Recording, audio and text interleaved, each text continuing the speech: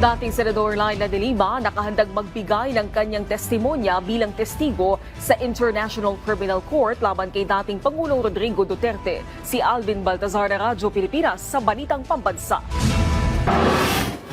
Nakahanda si dating Senadora Leila de Lima na makipagtulungan sa ICC at magbigay ng kanyang testimonya bilang witness kung ipatatawag ng International Criminal Court. Itong sinabi ng abogado ng Senadora na si Attorney Dino De Leon, alumnus ng The Hague Academy of International Law at isa ring human rights lawyer.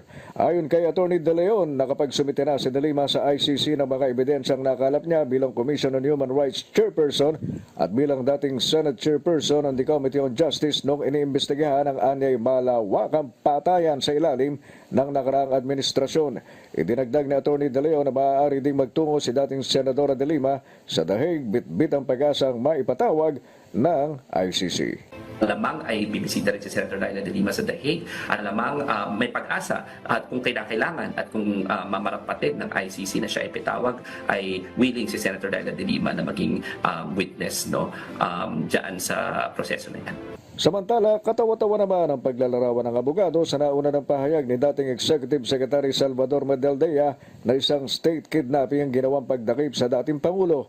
Naniniwala si De Leon na alam mismo ni Medaldea na walang kidnapping na nangyari at ang ikinasang pag-aresto ay batay na rin sa ICC rules at proseso ng pagsusurrender ng Philippine government ng isang international fugitive na pinaghahanap ng international community.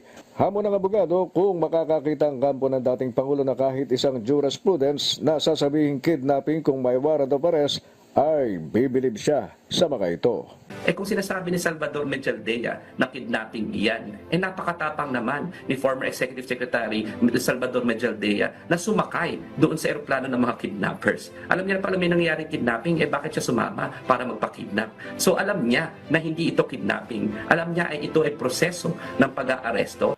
Para sa Balitang Pambansa, Alvin Baltasar ng Radyo Pilipinas.